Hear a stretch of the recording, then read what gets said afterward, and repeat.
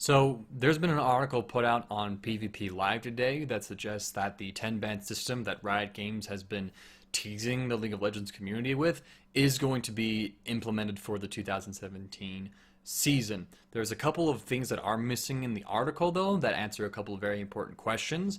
So to go ahead and address the article itself as well as the questions I just mentioned, we'll go ahead and just briefly review the article itself. It was posted today about 9 a.m. Mountain Standard Time, so that's about 8 Pacific Time, by James Oscurica Chen, who's done plenty of good reporting before for PvPLive.net, so it's fairly reliable. The information comes from a tweet by Team Vestigial's manager Nelson Sung with regards to Garena's tentative plans for how they'll manage the 10-ban phase for the Singaporean circuit. The tweet itself was posted at 2:28 a.m. on November 18th, 2016. So again, this is some fairly fresh information. This will be the tentative drafting process for the Singaporean LOL circuit. Does any other region have this as well for 2017? The tweet says, and there's an image attached of the pick ban phase itself, which we're going to go over the structure of in a moment. So while it seems like the Singaporean circuit does have information from Riot Games about how they want to manage the 10-ban system for that circuit, there hasn't been any confirmation that North America, Europe, South Korea, China, Brazil, the other regions of the world have gotten sort of a tentative plan like this and have gotten this information before. That's what we're currently missing. These details could come out as I'm making this video. They could come out in a couple of days, a couple of weeks, so we'll have to wait and see what is going to happen with that. So as for the pick ban phase itself, the format that is displayed in the tweet basically answers a question that many of us had with regards to the move to the 10-ban system, which was going to be the format of it. Was it going to be like the current League of Legends format, but we're just going to add 4 bans to the mix, so it's going to be blue side and red side ban 5 champions and then do their picks? Or was it going to be like Dota, where we ban 3 champions at first, we do a pick phase and both sides pick 3 champions, ban 2 champions, and then pick the final 2 champions for each side?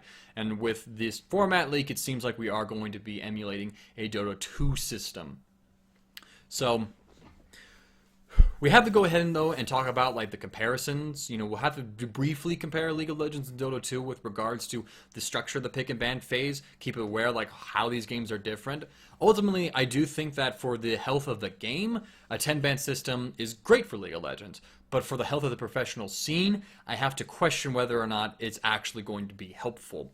So that's 2 very huge distinctions. So we'll first talk about the comparisons between League of Legends and Dota 2, why Dota 2 runs this system, and why some changes League of Legends could probably look to make to the 10-ban system to make it their own kind of formula to it, as well as why a 10-ban system is good for League of Legends in general.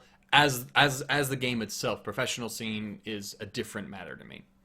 So Dota 2 has about 113 heroes. I think 112 are playable right now in competitive.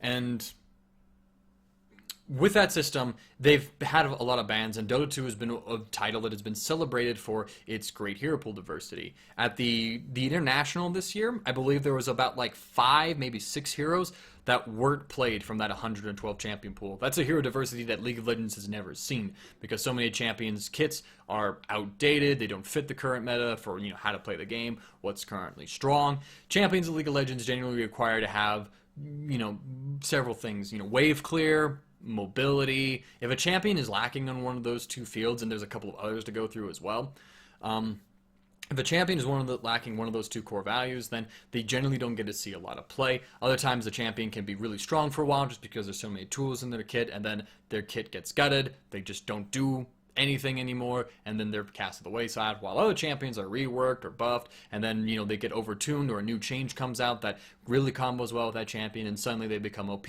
and top of the priority list. Now League of Legends has about 133 champions within its entire roster, and so having only 6 bans to deal with a hero champion pool that is that massive and wide, and that can have several OP picks running around whenever Riot does a massive scale rework, has always been somewhat complicated. For example, you think back to the 2015 World Championship, where we had the Juggernaut patch come out. It was like 5.18, something like that. And you had like Gangplank, Mordekaiser, I think Nidalee?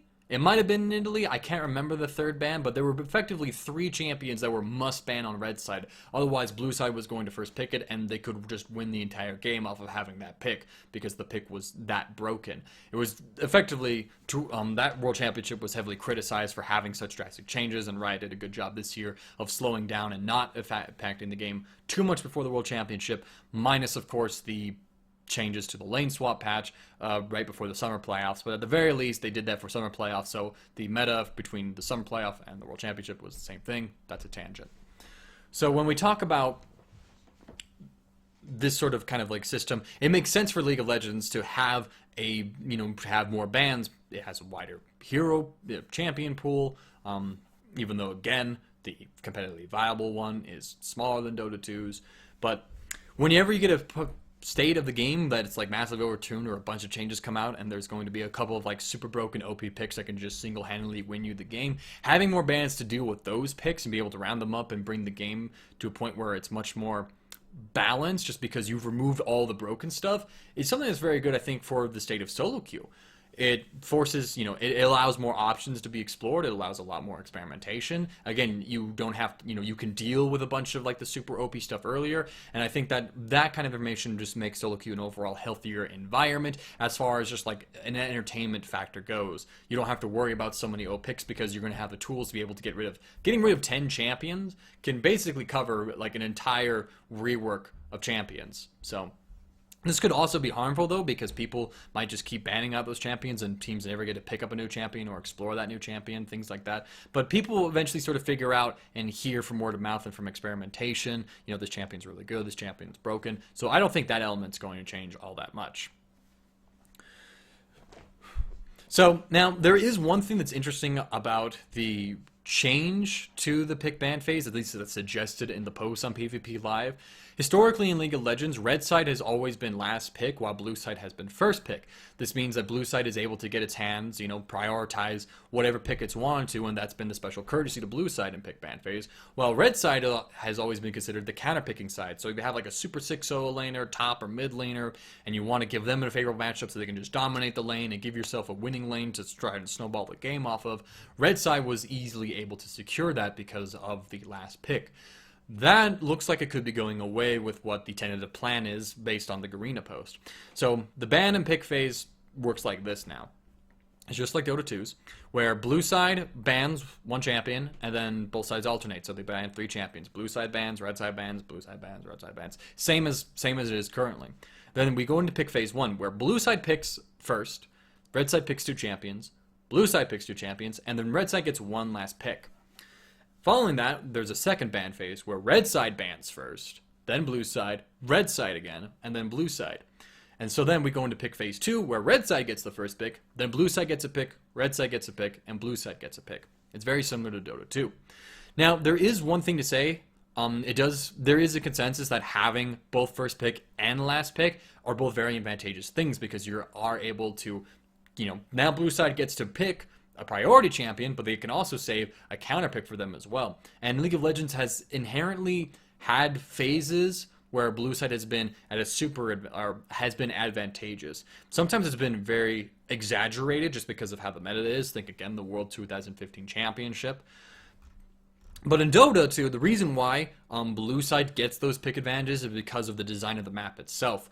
Dota's map is asymmetrical, and Dire, which is red side, is able to have easier warding and access to the Roshan pit, which is effectively like Dota 2's Baron, except it's even stronger, it's better for ending the game.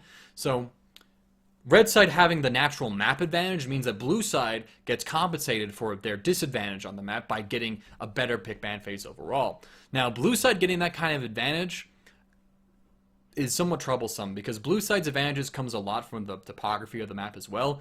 For example, there's easier access for the jungler in bottom lane since the jungler can come through the tri-bush. If the lane is pushed up, they don't have to have a jump ability to come over the wall, whereas a red side jungler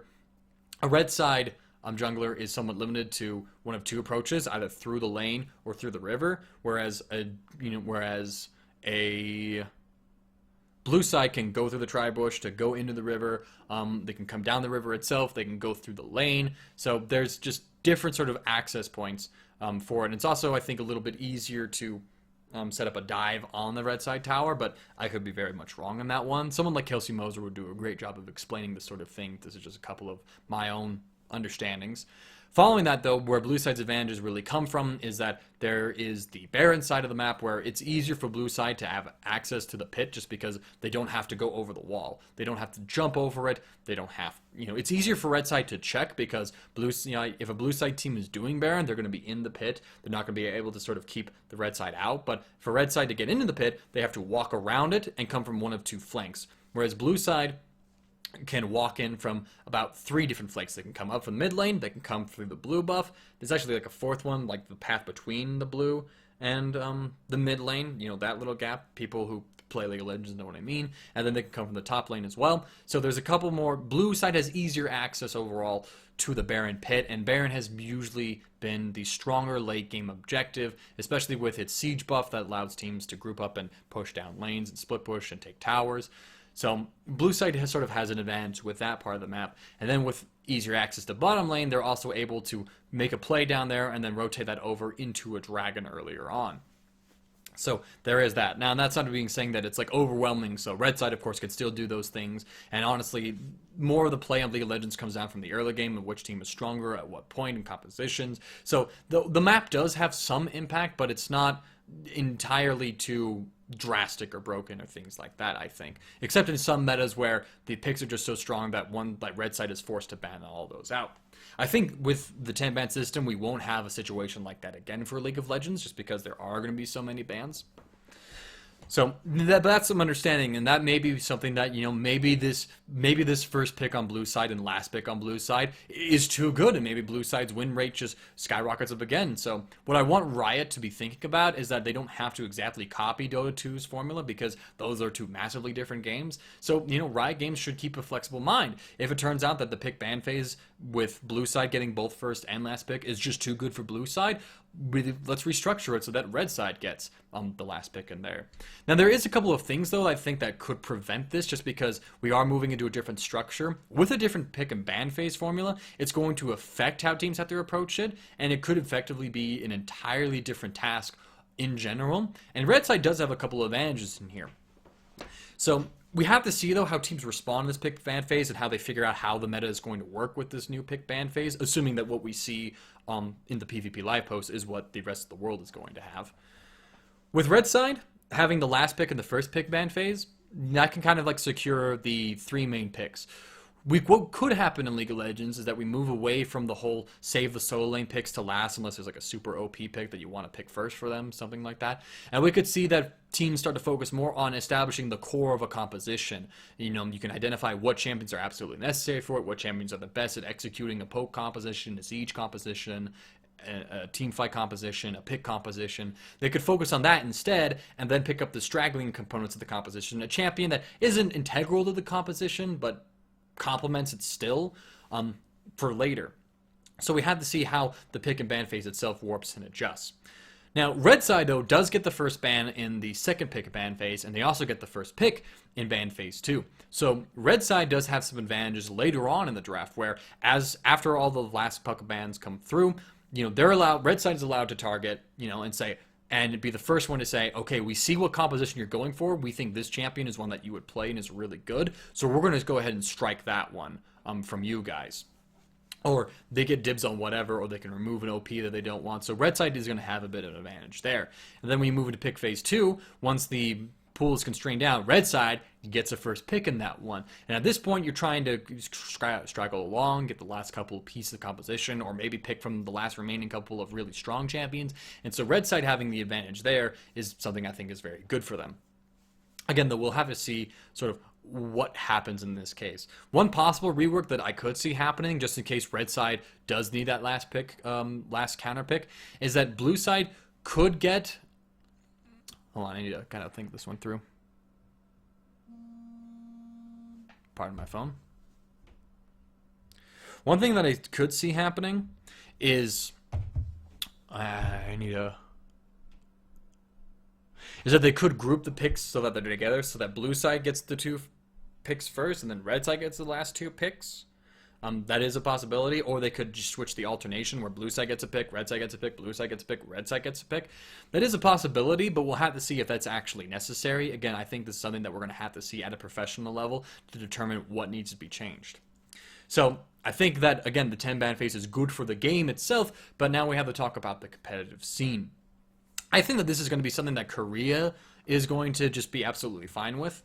Their players have always, been really good at like having historically wide champion pools, just because Korea, you could say better infrastructure, you could say better practice culture, but bottom line is Korean players just learn more champions. They just have wider champion pools than other players, and so I think that this could be something that really sort of elevates South Korea, and that could be lead to some really interesting results in South Korea, especially since South Korea has so many more players than the North America and Europe. It's still like the most populated server in all of League of Legends. So there's a wide talent pool for South Korea to draw from and to find people that can pick up these sort of things. Now though, one bad side effect that this pick ban phase does have on the competitive scene is the fact that suddenly people are going to have wide champion pools. In the current system with the 6 bans, a player has to have at least 5 champions that they can play at a professional level.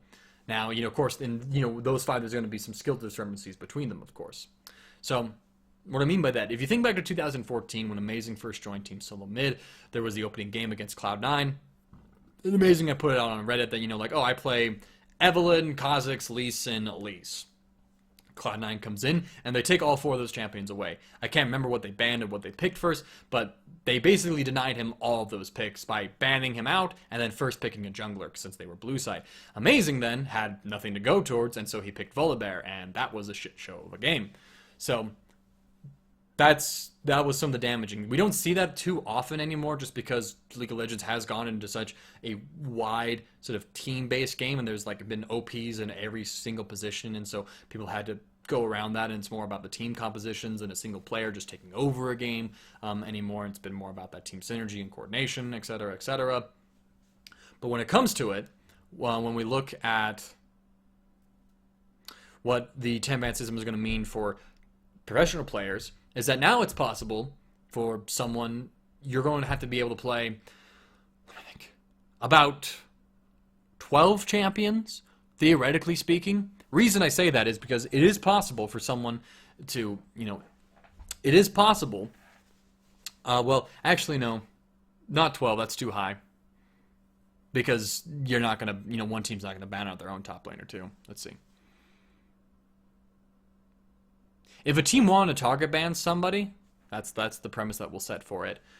With 5 bans at the table now, as well as like a pick itself, that champion pool of about 5 now has to expand to 7, which doesn't sound like a lot, but that is a lot. It takes a lot of time to understand the nuances of a champion, to learn all sorts of lane matchups, because you're not only just learning the champion's kit itself, you're learning that champion's kit versus other champion's kit, how kits with it interact with another champion's kit, how the item builds and the power spikes are going to play into each other, how you have to adapt your build path in certain places, what's optimal to do that, what kind of situation you're going to be under. That takes a lot of time to understanding. I think the metric that I've been told is like 30, maybe even as high as 60 games is about how much it takes for a pro to really understand how a new champion can work. Of course, that number, I think there's some sway within that field of numbers based on like how complex the champion itself is to play.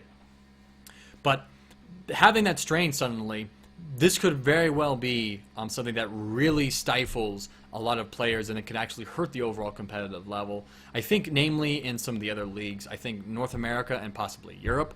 When you think of North America, it's a region that is somewhat lacking in local talent. It's why that it has to import a lot of talent from Europe or from Korea. We're having the scouting grounds going on right now. We'll have to see how many of the people in the scouting ground actually get onto a team. But the Challenger Series has sort of been twisted from its original vision of being where amateurs can rise up, and it's become sort of a farm pool for LCS talent players to fight then over and try to sell the spot later for their organization. The North America server has a smaller player base than South Korea, and so you're just not going to get as much talent. Thinking the reason why that Dardoch was such a huge factor why he was so important to Team Liquid. It's because he was a super sick new local North American jungle talent. That is something that's very rare in North America right now. So even though he had all of his sort of behavior problems, which like everyone thinks, we seem to know about after the Breaking Point documentary by Liquid, very good. The fact of the matter is, he's a local talent. Like, he checks so many things that he's, like, literally invaluable just because that's how scarce North American talent is currently. And so now when you have a bigger strain on this kind of a field, with the extra bans in place, players are going to be more strained to then develop a wider champion pool, and we could see players on, even worse champions, and we could see professional players actually sort of become completely irrelevant because if you just ban out, now that you have the room to ban out 3 champions and you have another 2 bans to work with as well, these players could be forced onto a 4th best champion or 5th best champion in some cases, and then, that 5th best champion is so far removed in terms of skill and in terms of impact on the game from their 2nd best, 1st best, 3rd best champion that they're just not even relevant to that game anymore. That is a legitimate concern. Is that actually going to be something that develops? Maybe, who knows? I think it depends on the state of the game itself and how effective that sort of strategy is.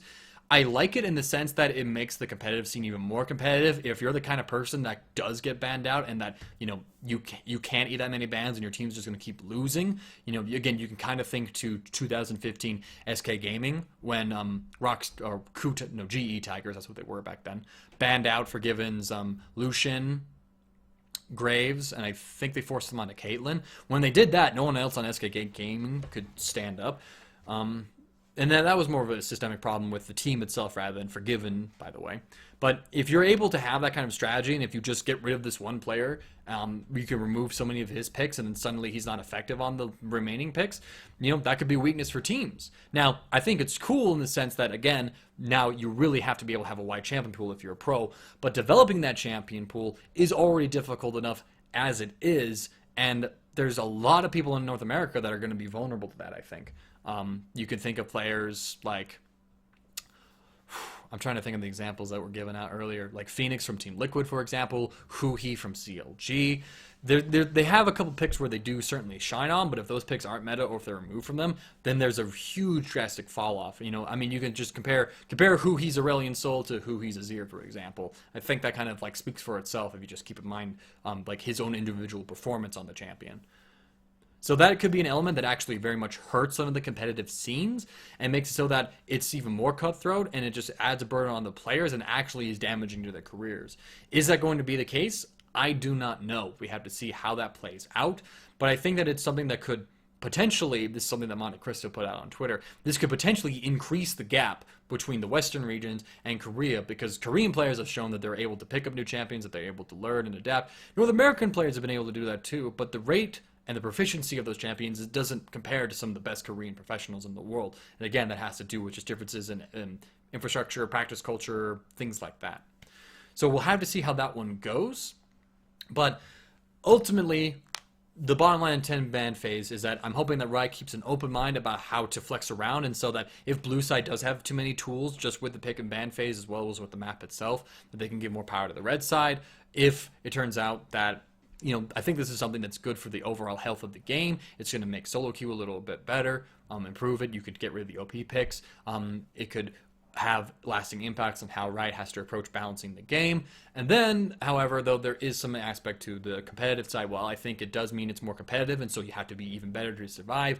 In some areas, that's already difficult enough as it is, and so that can be even more damaging to some of the other regions. And this could be something that hurts the overall global scene of League of Legends as a whole.